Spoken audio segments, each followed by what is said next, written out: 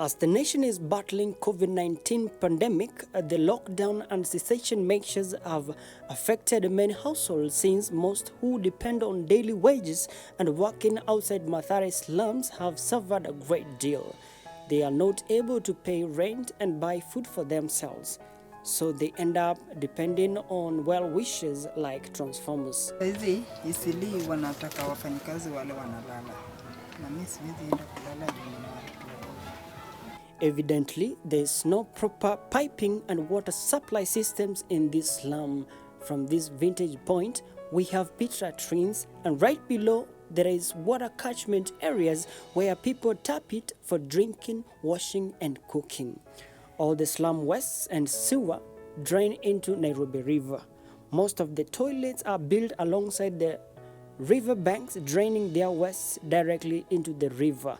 This is the same river all the residents fetch their water for domestic use. For instance, that kid there is having a short call directly into the river, and 10 meters downstream is another one fetching water. So another cause of the insecurity is illicit brew, which is being manufactured in this area. If you look at that smoke. On the far end are alcohol brewing dens where we could not go for security reasons, for it is believed these are the bases for slum gangs and prostitutes. Mathare is the home of the group gang called Taliban. Mathare, on the lighter note, is also the home of the famous football clubs like Mathare United and the Real Mathare of Mysore. Mathare slums is the most congested area with 68,941 persons per square kilometer, in contrast to the national average of a paltry 82 persons per kilometer. The low-income settlement has had a number of challenges ranging from cholera outbreaks to gang violence and collapse of buildings attributed to unplanned developments. This right here is one of the most prone areas to avalanche, or rather, as per the layman's language, landslides. These and many other challenges have denied the residents access to the essential social amenities. Oftenly, land officials collide with individuals who sell public spaces, including land reserved for road expansion, riverbanks, and public amenities. Mathare slums is one of the oldest slums in Africa. Road infrastructure is totally non-existent, and in case of any emergence, such as fire outbreaks, a total catastrophe will likely occur since there won't be any accessibility by fire engines. The makeshift shanties are usually made of rusty iron sheets, red loam soil, or polythene walls.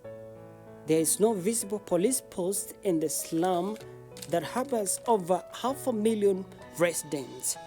As night falls, the residents are at the mercy of their slum gangs.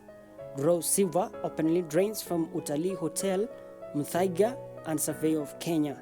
The raw sewer luxuriously fills the air as it drains into Nairobi River.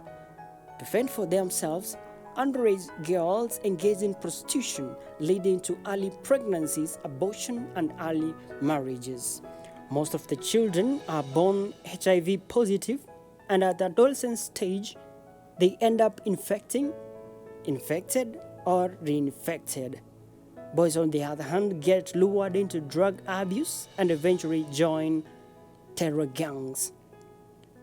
Some escape the harsh life of Mathare and end up being street kids in Nairobi City and its outskirts. Before his painful assassination in 1975, the late J.M. Kariuki lamented, saying, "Kenya was a country of 10 millionaires and 10 million beggars."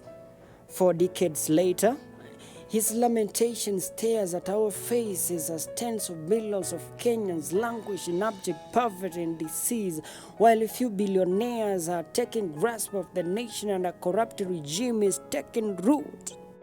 This great disparity shows how imminent yet so elusive social justice is.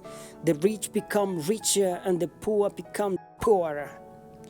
Let it be remembered that at the peak of the COVID-19 pandemic, the Kenyan government spent $4 million within a month on tea and biscuits for board members tasked to allocate funds donated to Kenya to aid cushion Kenyans against coronavirus pandemic. This reminds me of a tale where the trees on the forest kept on voting for the axe over and over again just because the wooden hand of the axe was one of them. And the forest of the years kept on shrinking and shrinking and shrinking and shrinking.